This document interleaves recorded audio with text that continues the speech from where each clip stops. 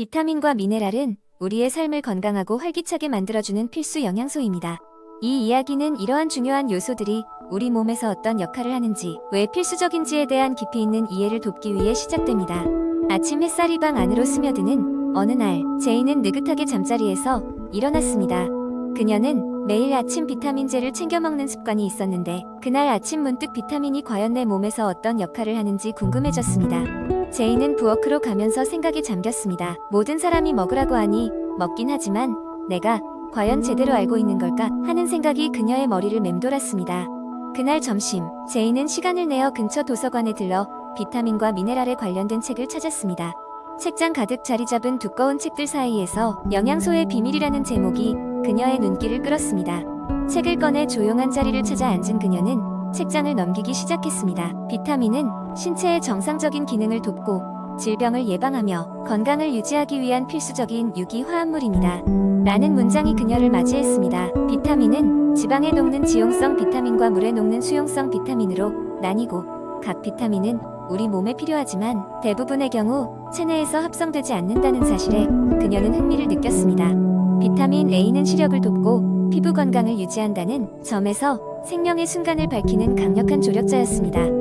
비타민 C는 면역 체계를 강화하고 세포를 보호하며 콜라겐 형성을 도와주었습니다. 또 비타민 D는 강한 뼈와 치아를 위해 꼭 필요한 존재로 인식되었습니다. 이외에도 비타민 E, K, 그리고 여러 수용성 비타민들은 각각의 특성에 맞게 작동하여 신체 기능을 돕고 있었습니다. 미네랄 또한 비타민 못지않게 우리의 건강에 필수적인 역할을 했습니다. 철, 마그네슘, 칼슘과 같은 미네랄들은 다양한 체내 기능을 지원하며 건강한 체내 환경 유지를 위해 없어서는 안 될 존재였습니다. 철분은 혈액 내 산소 운반을 책임지고 있었고, 칼슘은 골격을 형성하고 근육 기능을 지원했습니다. 마그네슘 역시 신경 기능과 에너지 생산에 기여하며 몸의 체온을 조절하는 데 중요한 역할을 맡고 있었습니다. 제이는 느낄 수 있었습니다. 그동안 무심코 먹던 비타민과 미네랄 보충제가 단순한 알약 이상의 의미를 지니고 있었다는 것을 말이죠. 이 작은 알약들은 그녀의 삶을 보다 건강하고 활기차게 만드는 데 보이지 않는 힘을 발휘하고 있었습니다. 그날 이후 제이는 비타민과 미네랄에 대해 더욱 관심을 가지게 되었고, 가족과 친구들에게도 그 중요성에 대해 이야기하기 시작했습니다. 그녀의 작은 관심이 주변 사람들에게까지 퍼져나갔고, 많은 이들이 생활 속에서 자신의 건강을 더 챙기게 되었습니다. 제인의 이야기는 비타민과 미네랄이라는 필수 영양소에 대한 이해가 단순한 정보 이상의 변화를 가져다 줄 수 있음을 보여줍니다. 그녀의 여정을 함께하면서 우리는 건강한 삶을 위한 한 걸음을 더 내디딜 수 있습니다. 이러한 필수 영양소들은 우리 삶의 질을 높이며 몸과 마음을 건강하게 유지하는 데 중요한 열쇠임을 잊지 말아야 합니다. 두 번째 이야기, 지금으로부터 몇 년 전 나는 한 기회로 인해 심장 건강에 대한 깊은 관심을 가지게 되었다. 그것은 바로 나의 가장 친한 친구 중 한 명이 심장 문제로 응급실에 실려가면서 시작되었다. 그는 다행히 목숨을 건졌지만 그 사건은 나에게 건강한 식단이라는 것에 대해 재평가를 하게 만드는 결정적인 계기가 되었다.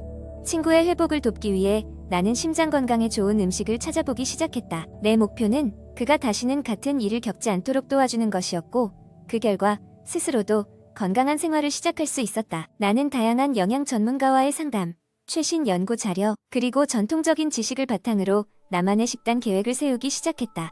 첫 번째로 나는 심장에 좋은 오메가3 지방산이 풍부한 연어, 고등어 등의 생선을 식단에 포함시켰다. 오메가3는 심장 건강에 매우 유익하다는 많은 연구 결과가 있었다. 주기적으로 그리고 적당히 섭취하는 것이 중요했기에 매주 2에서 3회 정도 생선 요리를 즐기도록 하였다. 또한 과일과 채소의 소비를 늘리기 위해 하루에 5가지 색깔의 채소와 과일을 먹는 5컬러 챌린지를 시작했다. 각 색깔은 특정한 항산화 성분을 함유하고 있어 전반적인 몸의 균형을 맞춰주고 면역력을 증강시키는 데 도움이 되었다.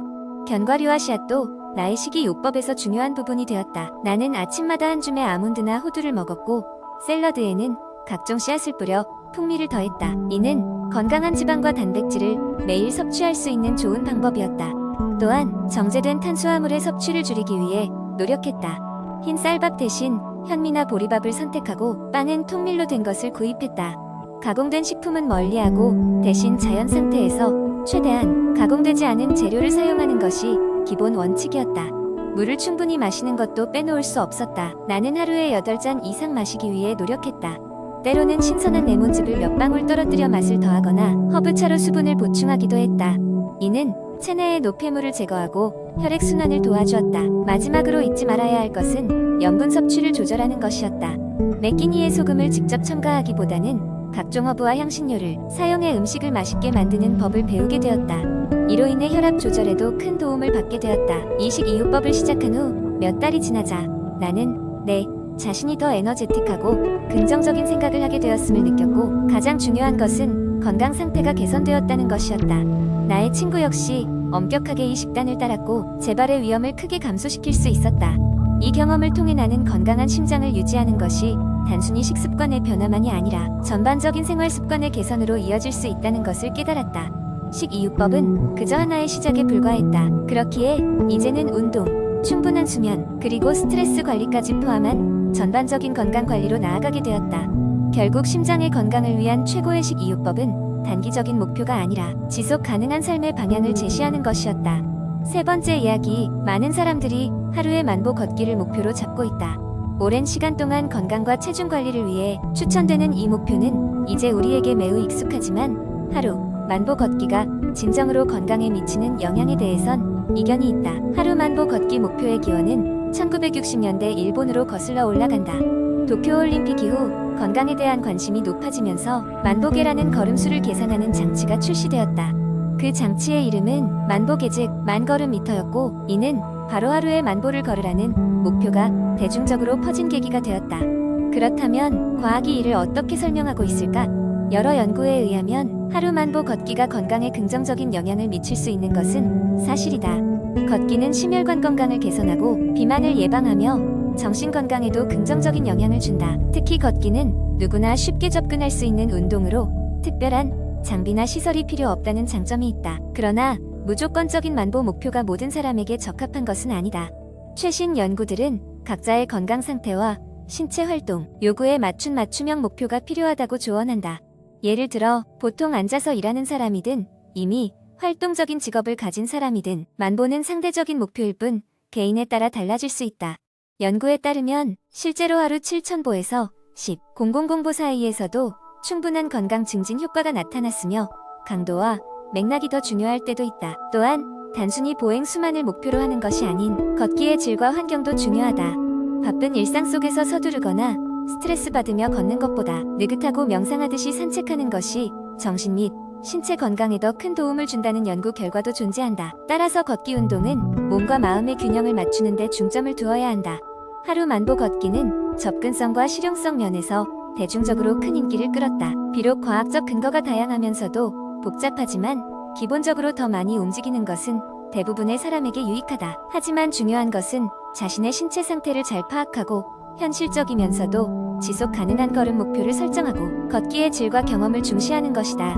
이는 단순한 운동 이상의 건강한 삶을 추구하는 방법이 될 수 있다. 네 번째 이야기, 번화한 도시의 중심에서 자동차 경적 소리와 끊임없는 대화의 웅웅거림이 항상 배경 소음을 만들어내는 가운데 엘라라라는 여성이 살고 있었다. 그녀는 전형적인 도시 거주자였고 약속을 지키기 위해 항상 급히 움직이며 직업적 책임과 개인적 의무를 조화롭게 유지하려 했으며 사회생활을 유지하려고 했다. 도시는 결코 잠들지 않았고 엘라라의 마음도 마찬가지였다. 엘라라는 기억나는 한 오래전부터 걱정과 스트레스의 급류에 휘말려 끊임없는 생각의 흐름을 경험해왔다. 결국 너무 오랫동안 자신의 마음에 갇혀있다고 느낀 엘라라는 도움을 요청하기로 결심했다. 그 결정은 그녀를 경험이 풍부한 치료사인 에이베리 박사에게로 인도했고, 그는 전통적인 접근 방식이 아닌 마음 챙김을 제안했다. 처음에 엘라라는 회의적이었다. 현재에 존재하는 것이 어떻게 그렇게 오랫동안 그녀의 마음속에서 난무하던 폭풍을 잠재울 수 있을까?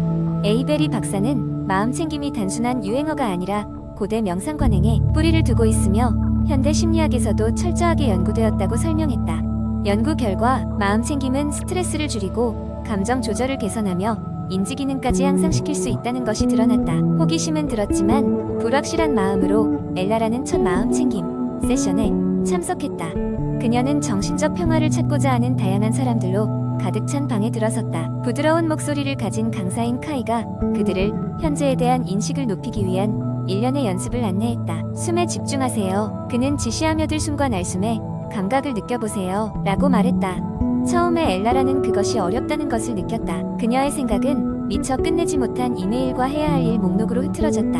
그러나 점차 주마다 그녀는 작은 변화들을 인식하게 되었다. 그녀는 자신의 침투적인 생각을 판단 없이 인정하고 현재의 순간으로 부드럽게 주의를 환기시키는 법을 배웠다. 그것은 인내와 연습이 필요한 새로운 기술을 배우는 것과 같았다. 마음 챙김이 그녀의 일상에 자리 잡자 엘라라는 그녀의 삶에서 변화를 느꼈다. 그녀는 자신의 감정에 더 민감해졌고 스트레스에 덜 반응하게 되었다. 예전에는 정신없는 생각들로 가득했던 아침이 이제는 차를 마시며 도시의 스카이라인을 바라보는 고요한 순간으로 대체되었다. 그녀의 동료들조차 그녀의 변화를 알아차리게 되었다. 그녀는 더 차분하고 집중되었으며 까다로운 일이 생겼을 때 더 잘 대처할 수 있게 되었다. 마음 챙김의 여정은 그녀의 감정 풍경에 대한 새로운 인식의 문을 열었다.